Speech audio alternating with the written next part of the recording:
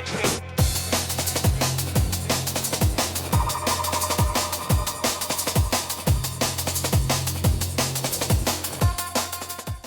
what's going on, guys? It's David here from Genzio. We're in Singapore for TOKEN2049. I am with Jason of Onchain Labs. Jason, how are you doing? Pretty good, man. You know, back in Singapore, TOKEN2049, so it's a massive, massive gathering. Everyone's here, so Yeah. I'm always excited to drop in for a few days and feeling and soak up, the energy of and it's also very different sentiment than the past few years, Yep. as the crypto energy this year is just so favorable. So it's fun to get this really great positive wave of energy.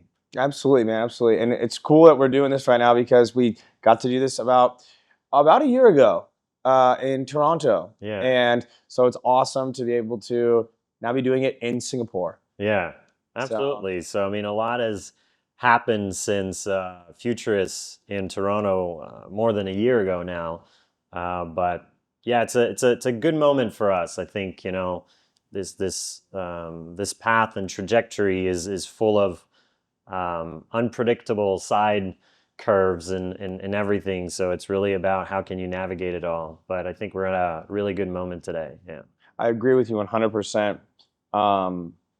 Actually, in this past year, I haven't been to a conference or any sort of event where we haven't the topic hasn't been like, oh, things are getting better, or the thing that it hasn't been that, right? Yeah. So I mean, we've kind of just been on this upwind of just good, and that's how I see it. But yeah, so pleasure to see you again, and yeah. I think it built kind of, and I'm not speaking for everyone, but having been in the space for a time and being through a few cycles, the last one kind of carried a little bit of PTSD. You don't want to get too carried away with a good sentiment. You just never know when, they're going to take it away from you. So you just try to embrace the moment and just make the best of it. So yeah, that's my current feeling.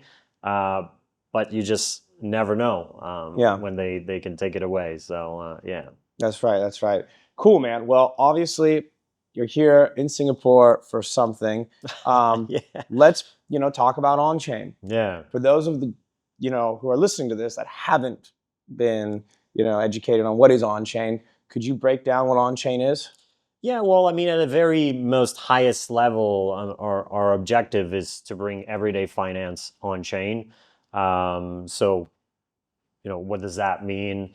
From an individual standpoint, it's kind of your everyday operation, meaning like your expenses, your revenue, kind of the various different financial services that you might want to use, all of that living on chain. So that's kind of the path that we're on. But obviously you can't get there overnight. So for us, it kind of started with this idea of, how can we enable the direct access to this on-chain economy? Because right now the whole kind of flow and experience is quite fragmented. Like buying digital assets that live on chain, in the last couple of years, in the last few cycles, actually, it was quite possible to buy direct because the whole system and the whole kind of business model came about, kind of the centralized exchanges and those traditional ramps where when you had an asset, you were, let's say, a token issuer, the model was basically you would launch or you would send a certain amount of supply to these resellers, and that's how the general public, would acquire these assets. But especially since DeFi summer, the whole thing has changed. Everything is now being launched on chain, like on decentralized exchanges. Meaning that what you want to buy or which project you want to participate in, you can't no longer do it in a direct way. Yeah.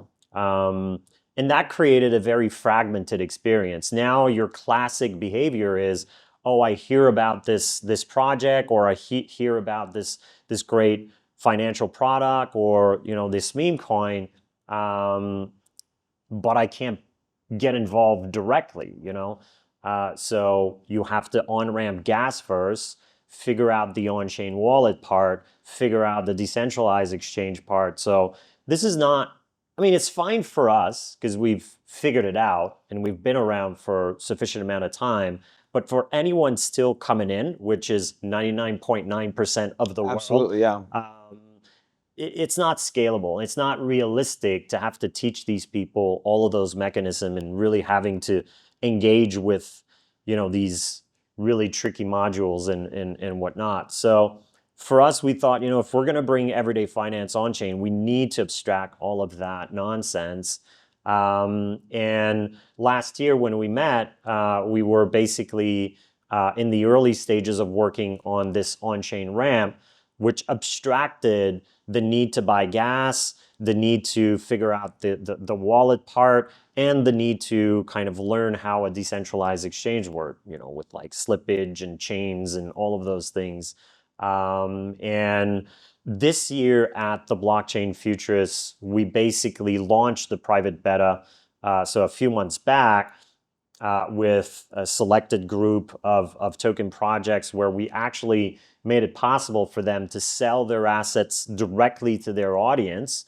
Because kind of the whole space right now, all of these token projects and issuers, the fact of the matter is it's kind of a catch-22, you know, because their aspiration is to be, you know, a big project and to scale and to reach mass audience. But to do so, there's these gatekeepers. And these gatekeepers are centralized exchanges, traditional ramps, where they have kind of this listing process. And the listing process is something that, generally speaking, is not something that most of them can afford, at least not at an early stage. Yeah. But if you were to be told that you're going to start a project and the great majority of people couldn't get in because they just don't hold what is necessary to get involved, I mean, your addressable market is quite small because that's essentially who's holding gas of your token. So it's very hard. It's kind of, to be big, you have to be big. And, you know, your average listing cost to be on an exchange is, you know, hundreds of thousands of dollars. You have to send, you know, a bunch of supply of your own token, which at the end of the day goes against the ethos of DeFi. You know, I mean, everything's decentralized, permissionless, and, you know, all of this, and it's on chain. And then we tell you, you know, if you want to enable, you know, mass audience participation, you have to split your supply, send it to someone in a custodial kind of fashion, and get it reselled. So it's kind of against the whole model, but it's a necessary evil. You know, every project will tell you. It's not like we have a choice. Yeah. You know, what's the alternative? There's only two ways you can buy on-chain assets, or like assets in general right now. Yeah. With fiat is through centralized exchanges or traditional ramps, which both of them, their model is custodial and is about reselling assets. So in this last wave of trials that we did with projects, we successfully were able to enable them to sell their assets directly. No need to pay for any listing fees, no need to split their supply, no need to set up specific pools for market making, no need to pay this unnecessary marketing 50K budget that you need to pay. They forcefully pay you for that, etc. So, but in the last kind of couple months, and that was truly successful, you know, the people that were engaging with these flows to buy directly on chain, you know, with their favorite payment methods like Apple Pay, Google Pay, you know, credit card, etc. You know, it's a life-changing experience because now they can share those links basically with friends and family, and they don't have to teach them anything because they just get into the flow. And Social, intuitive. yeah, it's like a, you know, we use this kind of slogan, click, pay, done, which is like, it's a two-step process where you just go there, put the amount you want to spend, choose your payment method, and, you know, if you don't have an on-chain wallet, we'll spit one up for you. You don't even notice that you have one. We nominate it as the place that receives the asset, and first thing you know, you're participating, Yeah. or you're owning. So that was truly amazing, but we felt that wasn't enough in terms of potential scalability, because even though we built this great technology that's resting on permissionless and decentralized infrastructure, we were still basically on the front end of it all. We were still a permissioned service, meaning that to sell or to make those assets available for purchase, we basically had to ask permission to the projects. Yeah, they had to sign up and then to set up their whole thing. And then once they've set it all up, then people can actually start buying their assets. So we felt that wasn't enough. And because, and maybe you can attest to this or agree, but you know, when there's momentum on chain surrounding something, the crowd wants to move, you know, and they don't want to ask permission. And I'm sure you've seen, you know, this thing that's called kind of when Binance, you know, these kind of course. and everyone's kind of, you know, we want to get listed, you know, let's go, you know, it's like we're holding off all this energy to get kind of this potential opportunity that the broader audience can participate. Because otherwise, we know that if you're not listed on anything significant, or if you're not supported by a ramp, your chances are, I mean, you can get some form of momentum, but we all know that the holy grail moment is when everybody can buy it with fiat. When everyone can buy it, yeah, exactly. If you can buy it with fiat, it unlocks you've made it. everything. Yeah, exactly. So this idea of needing to ask for permission, because bottom line, that's what it is. You know, if I'm, you know, someone that's in the space and I can't do it by myself, you know, I have to wait for either the project to get listed somewhere or do the efforts to make the asset available before I can do anything. So we basically decided to move forward earlier than we kind of had planned, but to move our infrastructure permissionlessly, meaning that's a pretty huge moment in the space, and we're basically launching this today. Today? Yeah. All right, if you're listening to this, wow, congratulations. Thank you, man. And so what does that mean? So it essentially means that if you're an individual or if you're a project, you no longer need to sign up to make your asset available for purchase with fiat. Yeah. So you just go on our website. It's, the URL's pretty straightforward, buy.onchain.money. So buy.onchain.money. And you have, you know, this big call to action that says stop asking for permission. We've set up, obviously, you know, what we call smart guardrails that checks for fairness, liquidity, and security of the asset. But if it passes those smart guardrails, you basically just, you know, paste the contract address, choose the chain on which it is. It runs a quick check. And if it passes it after a few seconds, basically the interface to buy it with your favorite local payment method just appears. So you go to any, like you could go to CoinMarketCap and you check like one of the top trending assets that's not available anywhere for direct purchase. You paste it in there, and now in 2 seconds you could basically theoretically pay with Apple Pay, and a few seconds later it'd be in your wallet. But I think more than like the innovation around it, I think it sets a precedent, you know, in the sense or in the realm of a 0 to 1 type of perspective. Because if now anybody, not only just the people and the communities, can collectively or individually rise up to the moment and say, you know what, let's just go and not ask for permission. Let's just enable the fiat purchase of our asset. And once this is done, we get a link, we can share it, you know, within the community, we can share it with friends and etc. There's no stopping the momentum. But beyond that, it begs the question, and this is kind of the question we were, you know, bouncing off each other last year, and it's still even more relevant today. Where's the actual place of this thing that we call on-ramping today? Yeah. You know, if on-ramping is effectively kind of fulfilling or, you know, finding itself in a behavior which is essentially buying gas, because that's their whole business model. You know, essentially, if you look at their top selling assets, it's going to be ETH, it's going to be Sol, it's going to be BNB, it's going to be like Matic and etc. Because why? Because that's what people need to participate in the on-chain economy.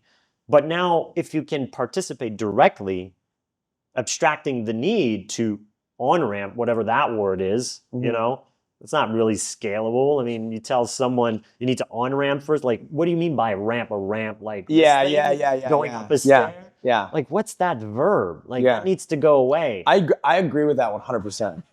That's like, that's not relatable. No.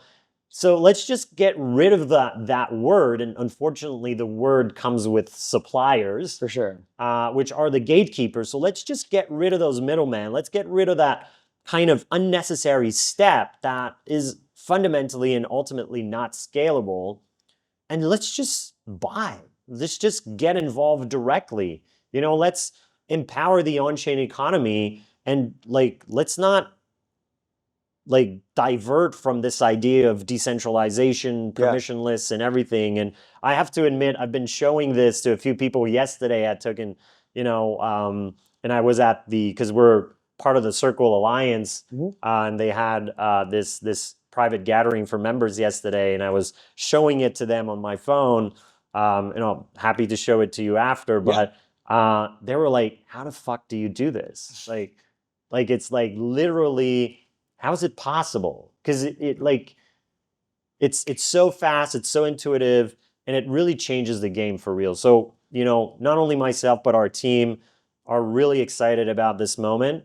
So we're really looking forward to see kind of how the whole space reacts to this. And of course, we're in this to disrupt as well. So I think you're going to make some noise. I hope so. And I think, you know, being here and talking about it will you know, be part of relaying this message. And I mean, yeah, well, I got to say thank you, because it's very clear, you know, you're very passionate about this, and I would be too, you know, given that today's the day. Yeah. And so what better day than to come here and talk about it, right? Absolutely. So then for you, then how has Token been for you thus far?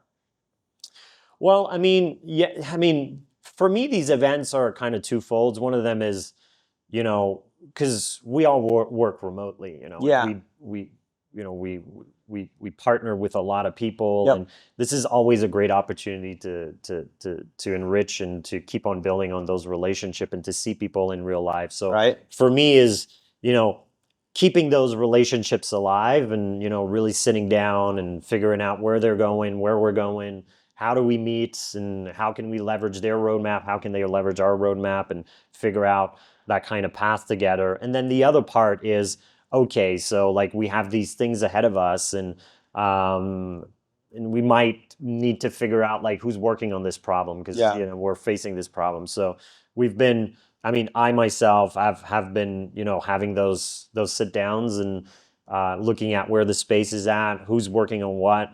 And yeah, there's some really exciting stuff, and I have some people of the team that are here as well, really more focused on growth and, you know, BD and everything. And they've been pretty excited as well, you know, because, you know, this is a pretty big moment for them. And whenever they go out there, you know, I mean, it's exciting when you work on something, and I'm not saying that not everyone is working on something that is of relevance, but I feel that, you know, this thing is quite significant, because when you show it to people and their jaw drops, it's not like, you know, they're like, oh, that's a thing. That's an actual thing that will potentially change stuff. Yeah.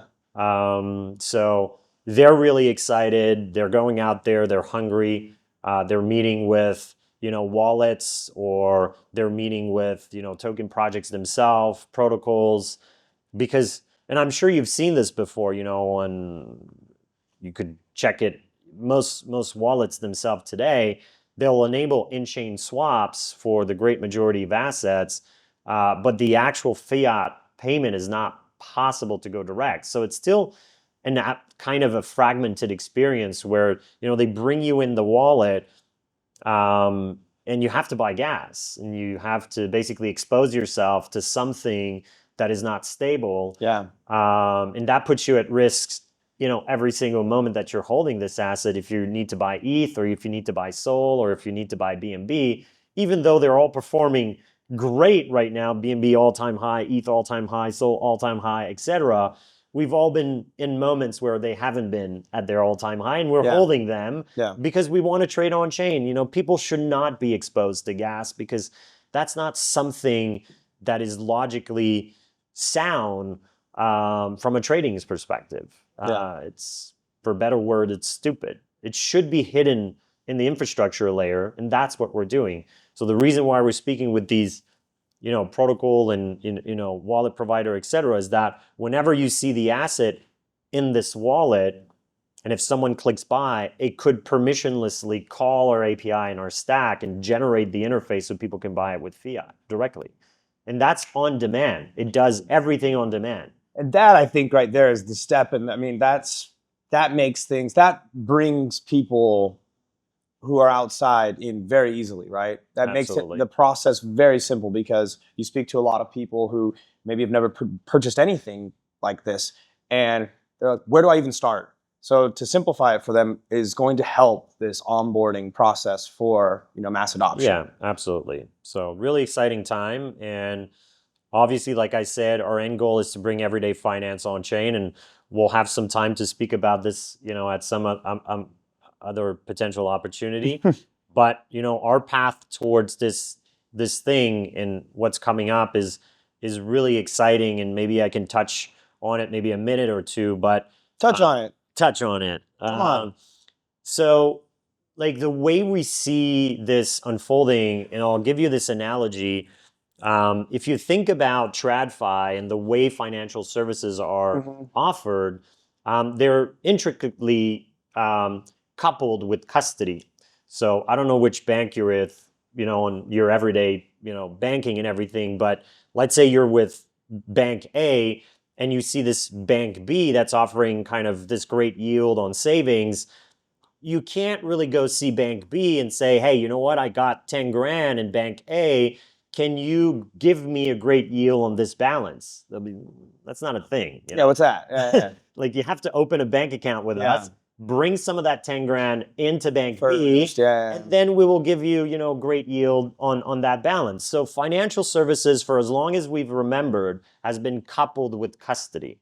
And DeFi has this thing where we can enable this decoupling of custody and financial services. But unfortunately, what we've been seeing in DeFi is that most providers are still applying the same model. I'm sure you're familiar with, let's say, the MetaMask card. Absolutely. So the MetaMask card, if you want to take advantage of this MetaMask card, but you're with Trust, how does it work? I have a bank balance with Trust Wallet. Can I get the MetaMask card on the Trust balance? No. I have to open a MetaMask wallet, exactly, and put some money on it, and then they'll be able to service that balance and give me the MetaMask card. It's the same thing with EtherFi. It's the same thing with all of the vendors that are very siloed and verticalized, and they're all about creating these walled garden and maximizing kind of stickiness within their own kind of vertical stack. But the way we see it, and especially with the latest upgrade, Ethereum with the smart accounts and EOAs, where now essentially wallet, where the custody is happening, is actually smart. You can do gas abstraction, you can do delegation, you can do all of those things. And that means that for us, our path towards these financial services is that we want to be this universal service layer for accounts where money are. And that means that our intention is to be wallet agnostic. That means that, let's say you're with Trust from a wallet perspective underneath where your money is, you could come and connect your balance to our financial service layer, and you would get a card, you'd get IBANs, you'd get universal unified settlement balance, you'd get any to any. So like, you could swap any with any, so there's a lot of things. So what we want is, we want to power these dumb balances that are held by everyone out there, because between you and I, if you could have all the services that you need on your balance that you have at one place, why would you open, again, many balances on all these financial service providers? Yeah. Because that's basically TradFi 3.0 instead Yeah. of Web 3.0. So that's kind of what we're working towards. That will come most probably starting of next year. But that is truly powerful, I think, because at the end of the day, I think people want to give superpowers to their money. Yeah. And I think that where their money is right now, from like a service perspective, at a vertical standpoint, might not offer all the services that they want. Maybe where you're at, like a trust wallet, there's no card. Yeah. Maybe you want a card. Maybe you don't want to open another balance somewhere else. Yeah. And split your kind of. I don't want to. Why? Like that's annoying. Yeah. Less is more. Exactly. So that's kind of our thought. Our thought is, you know, we don't care where your money is. Just bring it over and we'll service it. Yeah. That's basically it. No, that's awesome, man. You guys are doing something absolutely remarkable. Like I said, it's been a pleasure to have you here again, man. And one last thing I got to ask you real quick is, you know, what has been the best part of it for you personally? Like this journey in general? Yeah. I've always been driven by having a significant impact on something, whatever. That's always been the kind of conducting thread of everything that I do. But I think that more than that, I think the excitement of waking up and not knowing what the kind of the day reserves. Yeah. What's to come. Yeah, it's kind of, not to say that it's a drug, but the unpredictableness of it all at every single kind of moment or at every single kind of level, whether it's things you don't control. And I think that's the exciting thing for me. And also, I'm sure the audience and yourself can relate, you know, being in that space feels like we're living in the future, you know, It really feels like we're many years ahead and we kind of can see what's coming. You know, we have this view of a world that is unfolding that is not quite there yet, but we have so much certainty that it's coming. And then we're looking at the outside world, people still operating with their banks or seeing all those inefficiencies. And we're like, we know deep inside of us that this is all going away. And if you're going to have a conversation with these guys and you're going to say, you know what, all of this, you say, oh, crypto, blah, blah, blah. I mean, it was like, you don't understand. This is coming in a way that, like, this is coming fast. It's hard. I always say this, and I'm sure a lot of you guys have heard this before. It's the inevitable wave. Exactly, because this is an infrastructure play. It's not a UI play. Yeah. It's not a top level thing play. You know, whenever, and you know, the analogy that I give to people is, let's say if you go to your bank and your bank, their, you know, OS or their operating system is running on Google Cloud, let's say, and they're using, you know, Google Workspace and all of those things, and they're running their whole banking in Google. And one day management says, well, you know what, we're moving to Amazon, you know, Azure or whatever, Microsoft or AWS, etc. Do you think they'll send you a newsletter saying, you know what, we're changing our infrastructure for it to be more efficient or for whatever reason? No, they're just going to do it. They're going to change it and you're not going to know. And first thing it is, you'll adapt. Yeah. Well, you don't even know. They're going to sell you the upside. Now, you know, settlement is faster. Why?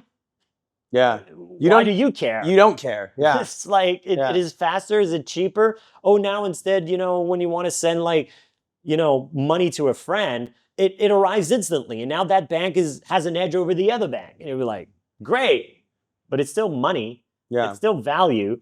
And people are not going to notice. That's the beauty because it's an infrastructure play. It's not a UI play. It's I think everyone will benefit from this. 100%, man. 100%. Yeah. Well, Jason, real quick. I mean, I think everybody knows where to follow you guys. Onchain Labs.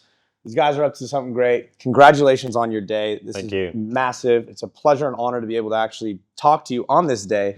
So, dude, I hope we do this again. Let's make it not a year again. Let's hopefully do it sooner than later. Well, I mean, I spoke with you guys, you know, at Blockchain Futures a few months ago. So. Yeah. Oh, that's right. But not with me, though. Not with me, though. Okay, well, you have to, you know, tell your team that you want to be the preferred person. That's right. I want to talk to Jason.